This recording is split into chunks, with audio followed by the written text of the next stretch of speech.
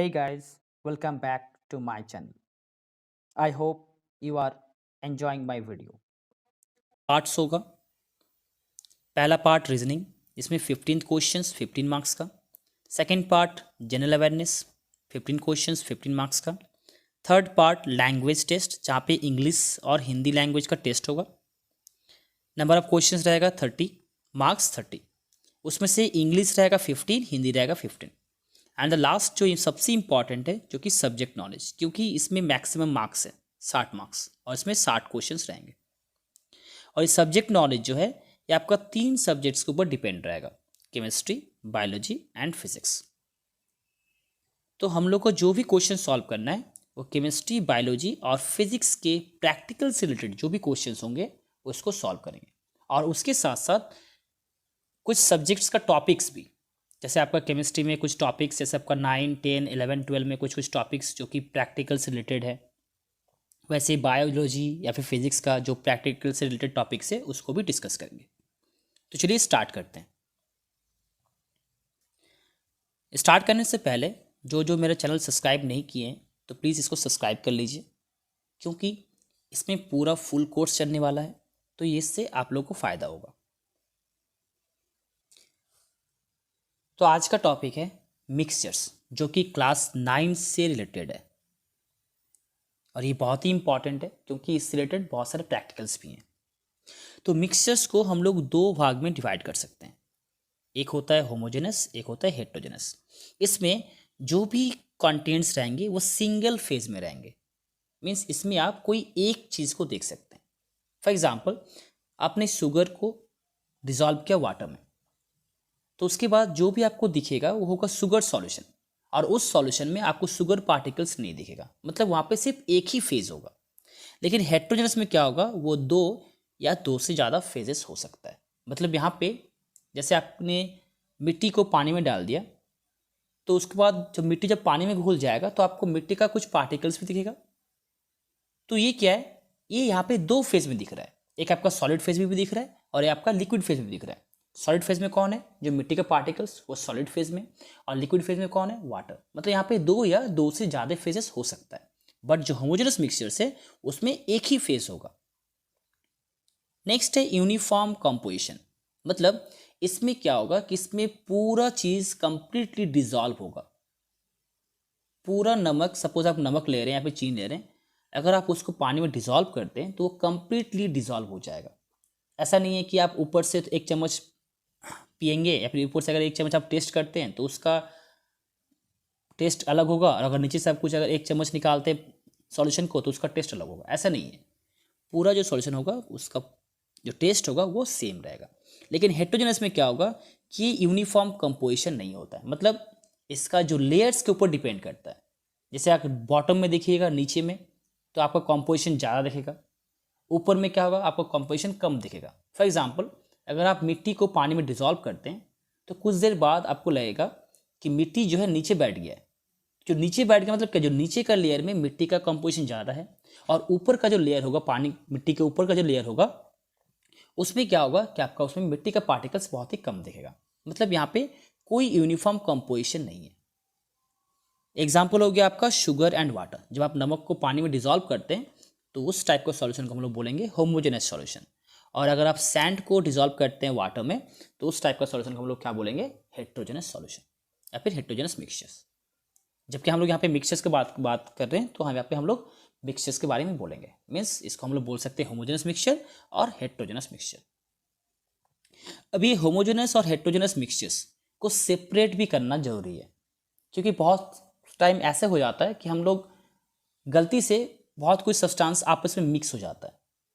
तो अगर हम लोग उसको सेपरेट नहीं कर पाएंगे तो उसमें हम लोग का लॉस है। तो इसके लिए क्या होगा, कुछ सेपरेशन प्रोसेस है जो कि हम लोग यूज़ करेंगे। तो चलिए देखते हैं कौन कौन सा सेपरेशन प्रोसेस है। तो सेपरेशन प्रोसेस को कुछ पार्ट्स में डिवाइड किया गया है। मतलब यहाँ पे किस टाइप का सॉल्यूशन बनेगा उसके हिसाब से सेपरेशन प्रोसेस को डिवाइड किया गया है। जैसे अगर सॉलिड सॉलिड के मिक्सचर्स रहेगा, अगर आपका सॉलिड लिक्विड का मिक्सचर्स रहेगा, या फिर आपका लिक्विड लिक्विड का मिक्सचर्स रहेगा, या फिर आपका गैस लिक्विड गैस गैस का मिक्सचर्स रहेगा, तो उसके ऊपर डिफरेंट टाइप्स का सेपरेशन प्रोसेस है। तो चलिए स्टार्ट करते हैं। सबसे पहले सॉलिड सॉलिड, मतलब अगर दो सॉलिड चीज़ आपस में मिक्स हो जाए तो उसको हम लोग कैसे सेपरेट करेंगे।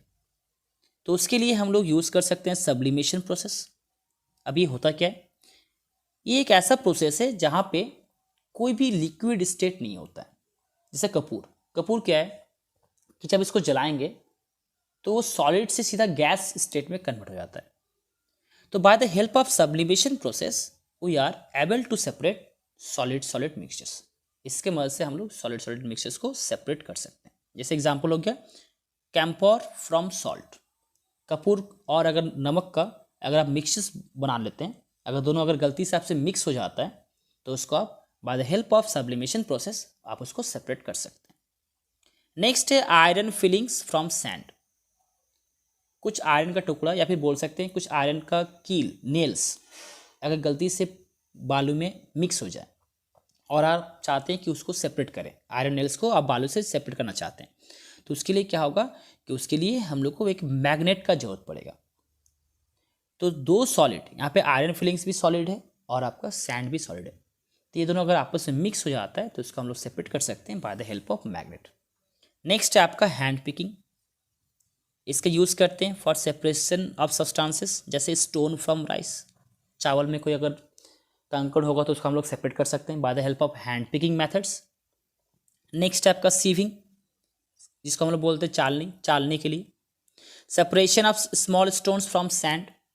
बालों में क्या होता है कि देखे होंगे कि बहुत ही छोटे छोटे पत्थर रहता है या फिर कुछ थोड़ा थोड़ा बड़ा भी पत्थर रहता है, तो कंस्ट्रक्शन पर्पसेस के लिए उसको चाला जाता है, उसको सीव किया जाता है ताकि जो फाइन जो बालू है उसको यूज़ किया जाए। नेक्स्ट है आपका विनोइंग। ये भी क्या है, एक सॉलिड सॉलिड मिक्सचर्स को सेपरेट करने का है। इसमें क्या करते हैं कि इसमें हस्क को सेपरेट करते हैं ग्रेन से।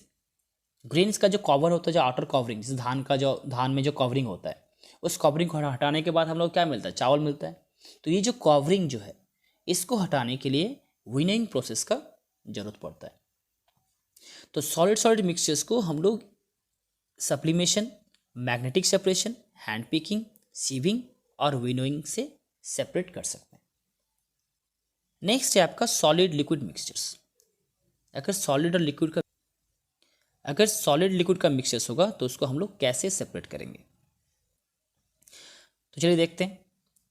सॉलिड लिक्विड का जो मिक्सचर्स है उसको हम लोग सेपरेट कर सकते हैं by the help of evaporation and crystallization. ये एवापोरेशन क्या है, ये एक ऐसा मेथड है जहाँ पे जो लिक्विड जो है वो वेपर में कन्वर्ट हो जाता है।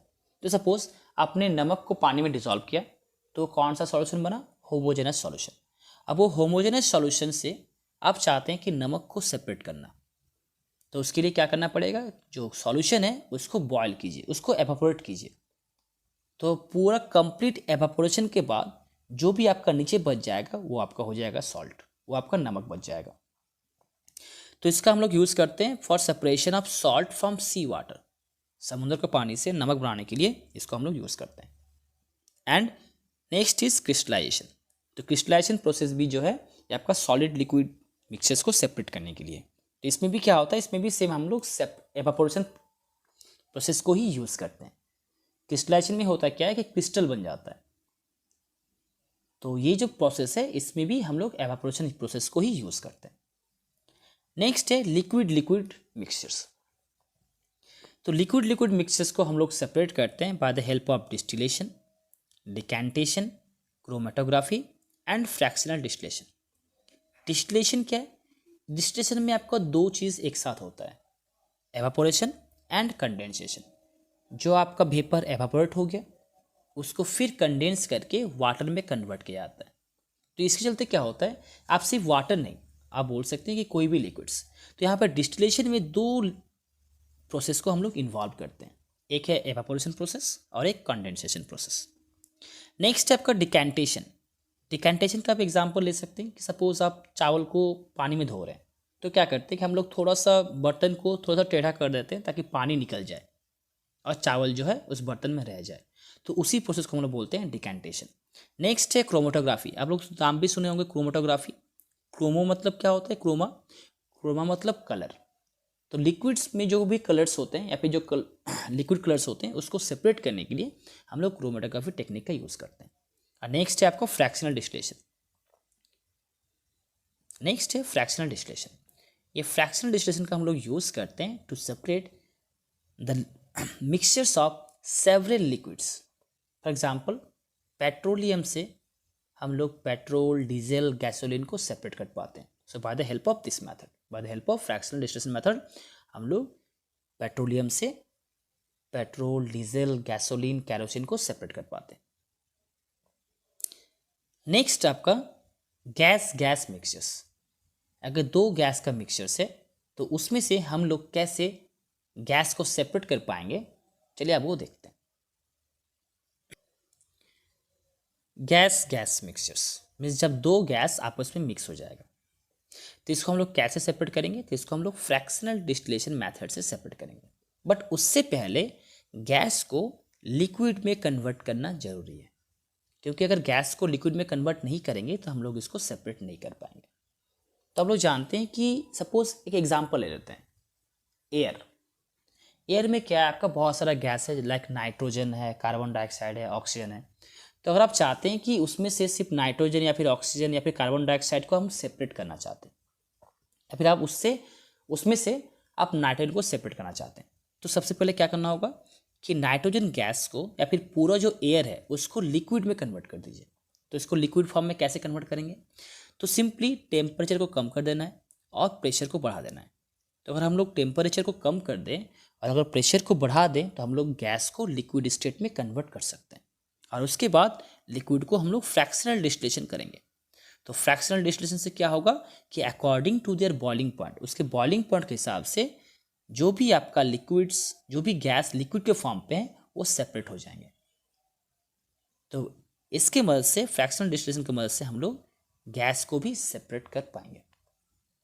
तो अभी तक हम लोग जो भी पढ़े ये सब था सेपरेशन प्रोसेस, क्योंकि ये सेपरेशन प्रोसेस है बहुत ही इंपॉर्टेंट है, खास करके लैब में, क्योंकि ये आपका क्लास 9 का टॉपिक्स भी है। और आप लोग जानते हैं कि क्लास 9 में प्रैक्टिकल्स भी होते हैं, तो प्रैक्टिकल्स का ये बहुत ही इंपॉर्टेंट टॉपिक है। तो आप लोग लैब अटेंडेंट का एग्ज़ाम देने वाले हैं, जिसका मतलब आप लोग को ये सब जानना जरूरी है। चलिए हम लोग नेक्स्ट स्लाइड में मूव करते हैं। चलिए अब हम लोग देखते हैं कि कितने तरह का सॉल्यूशंस होता है। तो सॉल्यूशंस 3 तरह का होता है। एक होता है आपका ट्रू सॉल्यूशन, कोलॉइड्स और सस्पेंशन। आप लोग ये जानते ही हैं क्योंकि आप लोगों ने क्लास 9 में ये चीज़ पढ़ा होगा। तो ट्रू सॉल्यूशन जो है एक होमोजेनस मिक्सचर है, मतलब ये जो है कंप्लीटली डिसॉल्व हो जाता है। कोलॉइड्स है हेट्रोजेनस मिक्सचर और सस्पेंशन भी आपका हेट्रोजेनस मिक्सचर है। ट्रू सॉल्यूशन में जो सॉल्यूट्स होते हैं उसका साइज बहुत ही छोटा होता है, लेस देन 1 नैनोमीटर। कोलॉइड्स में क्या होता है कि 1 नैनोमीटर से 1000 नैनोमीटर तक होता है, और सस्पेंशन में क्या होता है कि मोर देन 1000 नैनोमीटर, 1000 नैनोमीटर से ज़्यादा साइज का साइज होता है। तो ये जो आपका ट्रू सॉल्यूशन में जो भी पार्टिकल्स होता है उसको वो इतना छोटा है कि उसको हम लोग ठीक से देख नहीं पाते हैं। कोलॉइड्स में भी उसको ठीक से देख नहीं पाते हैं, लेकिन सस्पेंशन में जो भी पार्टिकल्स होगा उसको हम लोग अच्छे से देख पाते हैं।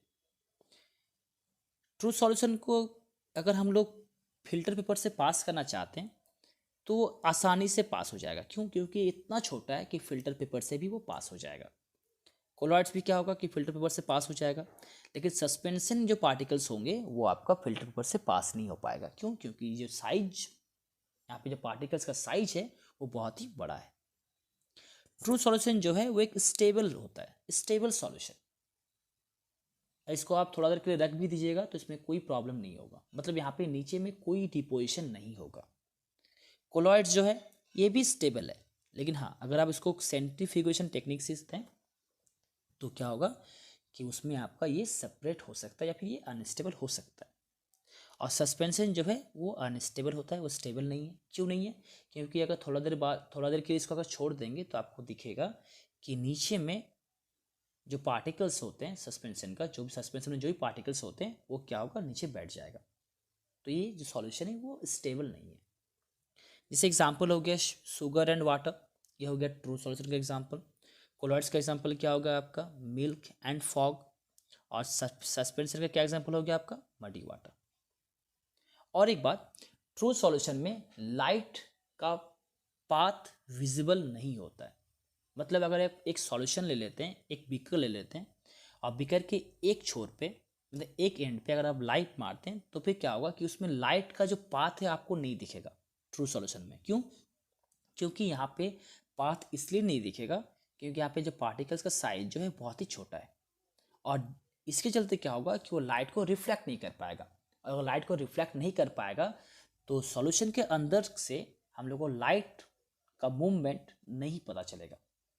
लेकिन कोलॉइड्स और सस्पेंशन में क्या होता है कि हम लोग को लाइट का पाथ दिखता है, सॉल्यूशन के अंदर से भी हम लोग को दिखता है कि लाइट जो है पास हो रहा है। क्यों? क्योंकि यहाँ पे साइज पार्टिकल्स का वो थोड़ा सा बड़ा होता है, और यहाँ पे टिंडल इफेक्ट शो करता है। यहाँ पे आपका टिंडल इफेक्ट शो करता है, मतलब जो यहाँ पे जो पार्टिकल्स होते हैं वो लाइट को रिफ्लेक्ट करता है, और लाइट को रिफ्लेक्ट के चलते क्या होता है कि यहाँ पे लाइट का पाथ हमको दिखता है। तो चलिए आज हम लोग यहीं पे एंड करते हैं। तो अगर आपको वीडियो अच्छा लगा होगा तो सब्सक्राइब करना मत भूलिएगा, और आगे मैं और भी वीडियो डालने वाला हूँ, तो मेरे चैनल से जुड़ रहिए।